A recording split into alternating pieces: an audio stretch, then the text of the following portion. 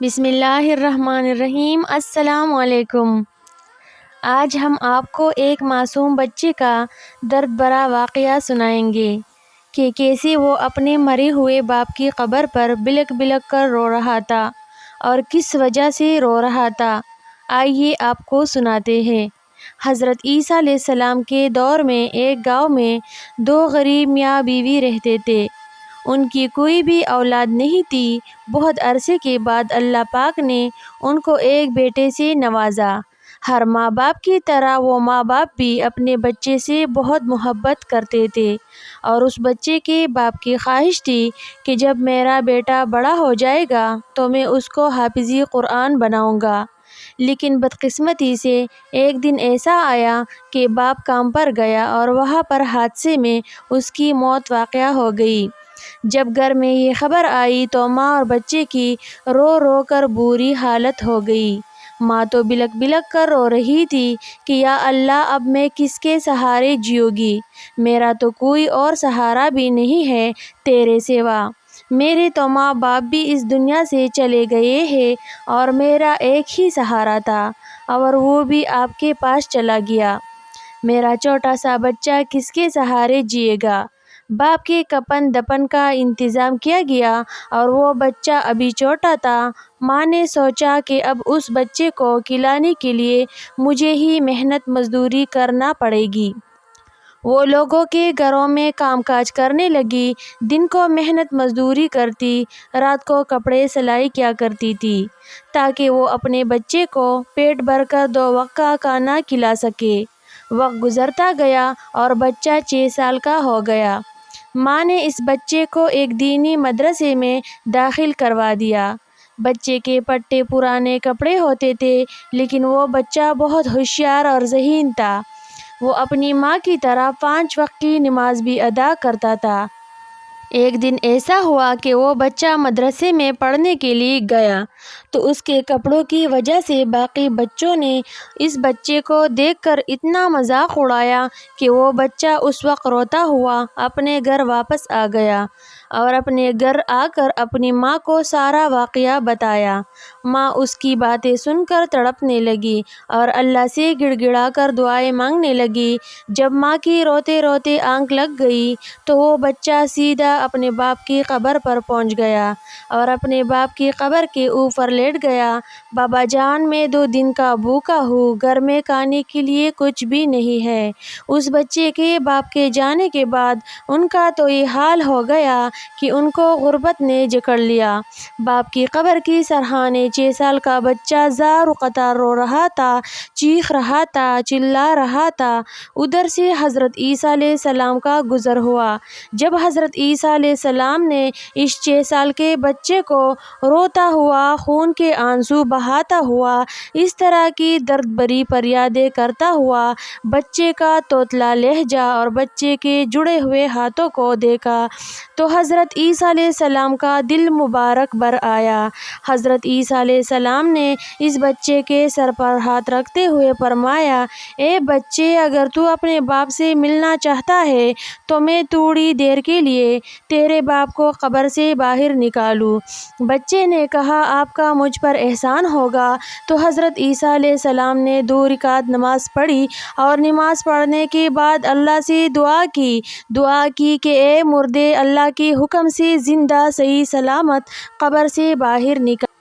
جیسے ہی حضرت عیسیٰ علیہ السلام نے یہ فرمایا کہ اے مردے، اللہ کے حکم سے باہر نکل، تو ایک دم قبر پھٹی اور اندر سے ایک شخص کلمہ پڑھتا ہوا باہر نکل آیا، لا الہ الا اللہ عیسیٰ روح اللہ، یہ کہتا ہوا باہر نکل آیا۔ اس کے چہرے پر نور ہی نور تھا، اپنے اوپر سے مٹی جھاڑتا ہوا باہر نکلا۔ جیسے ہی اس کی قبر پھٹی تو حضرت عیسیٰ علیہ السلام کو یوں محسوس ہوا کہ اس کی قبر تو جنت کے باغوں میں سے ایک باغ بنی ہوئی ہے۔ سبحان اللہ! اس کی قبر کے اندر سے خوشبو آ رہی تھی، عطر کی خوشبو آ رہی تھی، ایسا لگتا تھا جیسے قبر میں جنت کی خوشبو پھیلی ہوئی ہے۔ اور وہ شخص جیسے ہی باہر نکلا، اللہ اکبر، اپنے بیٹے کو دیکھا تو اپنے بیٹے کے سر پر ہاتھ رکھتے ہوئے کہا، اے میرے بیٹے، میں نے تیری فریاد سن لی ہے، مگر اب اپنے دونوں کانوں سے باپ کی ایک نصیحت سن لو، جو مزہ غربت میں ہے، جو مزہ غریبی اور مسکینی میں ہے، وہ مزہ امیری میں نہیں ہے۔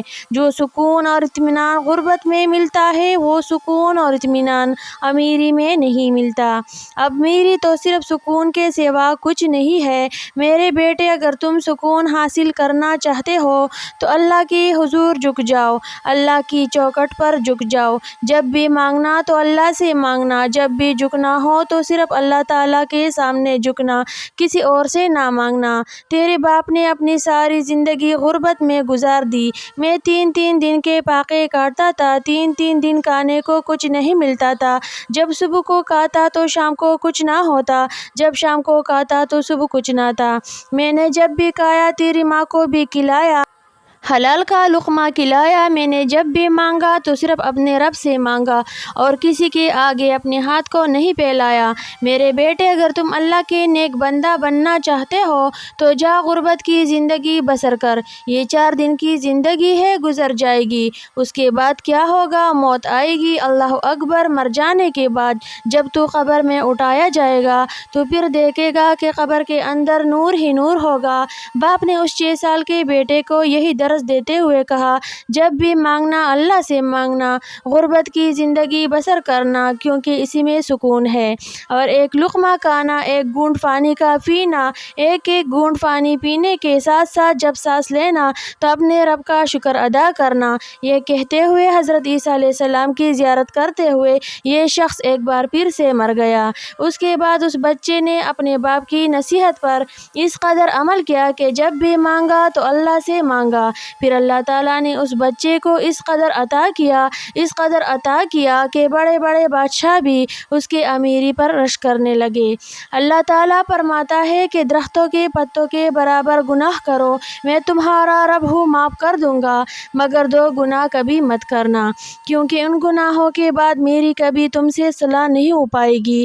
پہلا یہ کہ جو تمہارا سر ہے، جس میں سوچنے کی صلاحیت، بولنے اور سمجھنے کی صلاحیت موجود ہے، اس سر کو جب بھی جھکانا ہو تو اپنے رب کے آگے جھکانا، کسی غیر کے آگے نہیں جھکانا، یعنی اللہ کے ساتھ کسی اور کو شریک مت ٹھہراؤ۔ زندگی میں جب بھی کوئی پریشانی آئے، جب بھی برا وقت آئے، تکلیف آئے، مصیبت آئے تو تکیے پر سر رکھ کر رونے سے بہتر ہے کہ سجدے میں سر رکھ کر رو لیا جائے۔ اس سے اللہ بھی راضی ہو جائے گا اور تمہارے پریشانی بھی دور ہو جائے گی، کیونکہ میرا رب 70 ماؤں سے بھی زیادہ پیار کرنے والا ہے۔ ایک بچہ جب اپنی ماں سے بلک بلک کر کوئی چیز مانگتا ہے، ماں مجبور ہو کر بچے کو وہ چیز جہاں سے مرضی پیدا کر کے دیتی ہے، لیکن جو میرا رب ہے 70 ماؤں سے بھی زیادہ پیار کرنے والا ہے، اگر اس کے آگے رو کر مانگا جائے تو کیا وہ ہمیں واپس خالی ہاتھ لوٹائے گا؟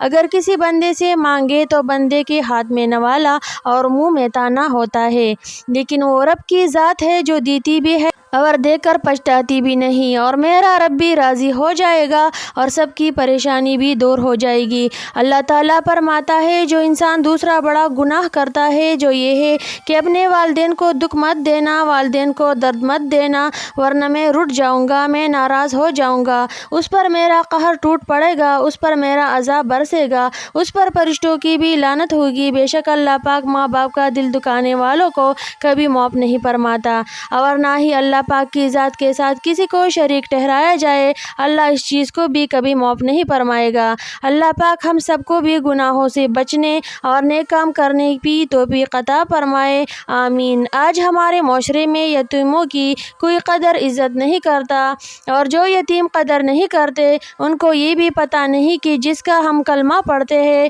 وہ بھی یتیم تھے۔ اللہ تبارک و تعالیٰ نے سورۃ ضحیٰ میں ارشاد فرمایا کہ اے نبی، کیا آپ یتیم تھے؟ ہم نے آپ کو جگہ ٹھکانہ نہیں دیا، ہم نے آپ کی سرپرستی اور کفالت نہیں کی۔ اللہ نے کفالت کی، پھر آگے جا کے کیا فرمایا؟ اے محبوب کائنات، یتیم کو ڈانٹنا نہیں، یہ نصیحت کون کر رہا ہے؟ آسمان والا، اور کس کو کی جا رہی ہے؟ مدینے والے دو جہاں کے سردار کو۔ محبوبی کائنات کو آسمان سے یہ حکم مل رہا ہے کہ یتیم کو ڈانٹنا نہیں، تو آج ہم ان یتیموں کے ساتھ کیا کر رہے ہیں؟ جس کا والد فوت ہو جاتا ہے تو علاقے محلے میں نہ اس کی کھانے پینے کی فکر، نہ تعلیم کی فکر، نہ اس کی تربیت کی فکر، اور ایک غریبی کی زندگی گزار رہا ہوتا ہے جو کہ قابل ترس ہے۔ تو پیاری بہنوں اور بھائیوں، اللہ تعالیٰ نے یتیم کی قدر اور اس کی تکریم کا حکم دیا ہے، بلکہ اللہ تعالیٰ فرماتا ہے اے محبوب کائنات کے جو قیامت کے دن جھٹلائے جائیں گے، ایسا شخص آپ نے دیکھا؟ پھر اللہ پاک نے خود ہی بتلا دیا، جو یتیم کو دھتکارتا ہے، ڈانٹتا ہے، اسے جھگڑتا ہے، یہی وہ شخص ہے جو اللہ اکبر، جو قیامت کے دن منکر ہوگا۔ اگر یہ قیامت کا دن منکر نہ ہوتا تو آج یتیم کی عزت کر رہا ہوتا، بلکہ دوسری مقام پر اللہ تعالیٰ نے فرمایا جو آدمی کسی یتیم کے سر پر ہاتھ پھیرتے، جتنے اس بچے کے سر کے بال اس کے ہاتھ کے نیچے آئیں گے، اتنی ہی اللہ تبارک و تعالیٰ اس کی نیکی عطا فرمائے گا،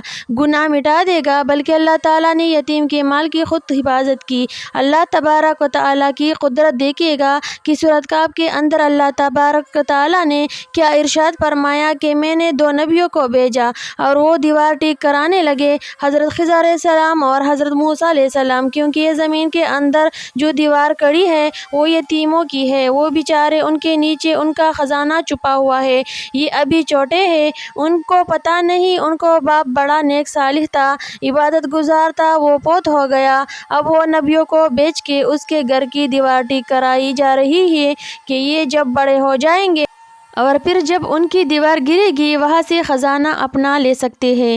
تو اللہ تبارک و تعالیٰ نے یتیم کی قدر بار بار تلقین کی ہے، لہٰذا ہمیں بھی سمجھنا چاہیے، یتیموں پر خرچ کرنا چاہیے، شفقت کا ہاتھ پھیرنا چاہیے، اسے محبت کرنا چاہیے، تعلیم یا باقی ذمہ داریاں وہ بھی لے لینی چاہیے۔ اللہ مجھے اور آپ کو یتیم کے سر پر شفقت والا ہاتھ ہمیشہ پھیرنے کی توفیق عطا فرمائے، آمین ثم آمین یا رب العالمین۔